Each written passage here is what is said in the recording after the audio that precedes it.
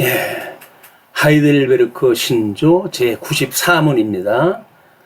예, 제1계명에서 하나님께 무엇을 요구하십니까? 라고 하는 질문인데요. 일단 94문에 대한 본문, 성경 본문을 보시죠. 예, 요한복음 17장 3절, 영생은 곧 유일하신 참 하나님과 그가 보내신 자 예수 그리스도를 아는 것이니이다. 우리 유일하신 참 하나님이라고 하는 그 내용이 지금 제1계명의 중요한 제목으로 나와져 있는데, 지난 시간 제93문은 십계명은 어떻게 구분됩니까? 라고 하는 후속 질문으로 해서 제1계명에서 그렇죠? 하나님께서 무엇을 요구하십니까? 라고 하는 내용이에요. 그럼 우리 거기에 답에 대한 걸 읽어보시죠.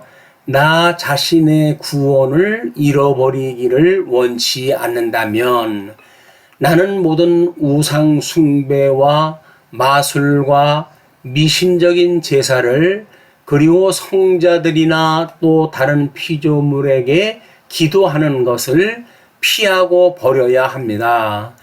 나는 유일하신 참 하나님만을 신실하게 인정하고 그분만을 신뢰하며 모든 선한 것을 얻기 위하여 겸손하고 인내하는 마음으로 그분만을 바라보며 나의 온 마음을 다하여 하나님을 사랑하고 경외하며 존중해야 합니다. 요약을 하면 무슨 일에든지 하나님의 뜻을 거스르는 일이라면 결단코 행하지 말아야 합니다. 하나님의 뜻은 하나님의 법이라고 이야기를 했고, 그 하나님의 법은 십계명에 나와져 있다고 그랬고, 십계명에 나오는 거는 대신계명과 대인계명으로 나뉘어지는데, 대신계명의 첫째 번 되는 계명, 이 계명이 무엇을 요구합니까? 라고 이야기를 했으니까 결국 하나님의 뜻을 거스르는 일이면 결단코 행하지 말아야 된다, 그런 그 이야기라는 거죠. 자, 그러면 우리가 삼일째 하나님과 양대 언약 그리고 도덕법이라고 하는 개념을 정리를 갖다 할 필요가 있습니다. 왜냐면 창세기 1장 28절에 하나님께서 복을 주시며 가라사대 생육하고 번성하며 땅을 정복하고 그리고 모든 걸 다스리라 라고 했던 약속을 하셨어요. 이 양대 언약이라고 우리가 구분했다 해놓고 있는데, 그런데 이것은 창세기 1장 18에 준 것이고, 이거를 이미 복과 저주가 포함되어져 있는 개념이라고, 이렇게 창조 사역상은. 그래서 이건 택자도 불택자도 다 포함되어지는 내용이기 때문에 보통 우리가 창세기 1장 28절을 문화명령으로 이야기를 하기도 하는 거예요. 왜? 믿는 자도 안 믿는 자도 다 해당되어지기 때문에 그렇습니다. 그러나 에덴 동산에서 행연약으로 이제 이거를 창세기 1장 27절에 보게 되면 1장 17절에 성과 악을 알게 하는 과일나무 열매를 따먹으면 죽는다고 이야기를 하지 않았어요.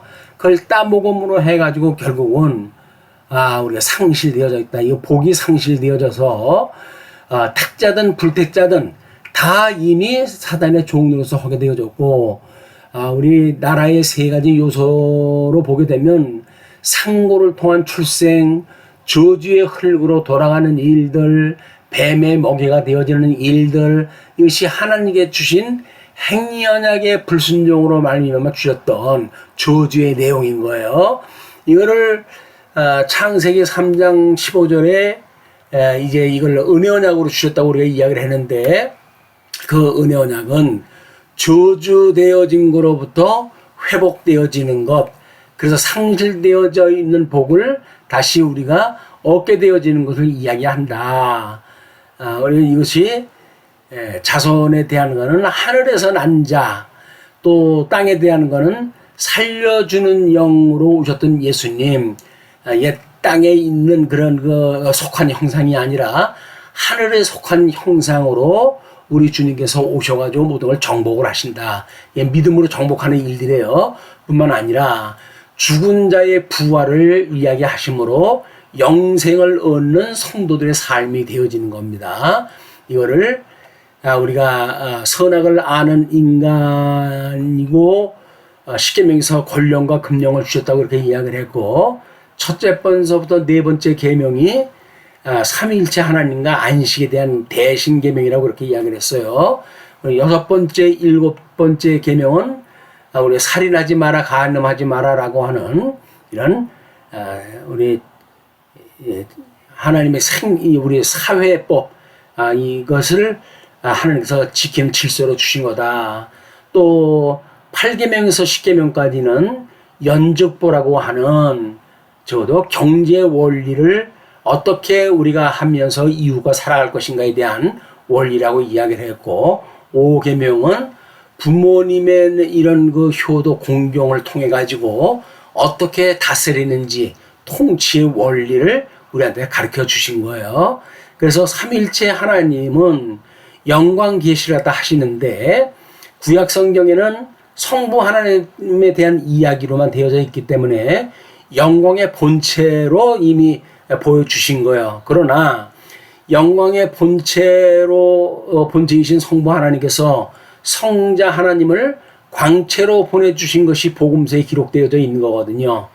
왜 근데 유대인들은 영광의 광채로 오셨던 예수님을 알아보지 못했을까? 그것이 이미 이들은 모세가 얼굴에 수건을 가려서 하나님의 영광을 보지 못했던 것처럼 이미 우리의 마음에 복음을 가려가지고 이걸 깨닫지 못하게 하셨던 거예요.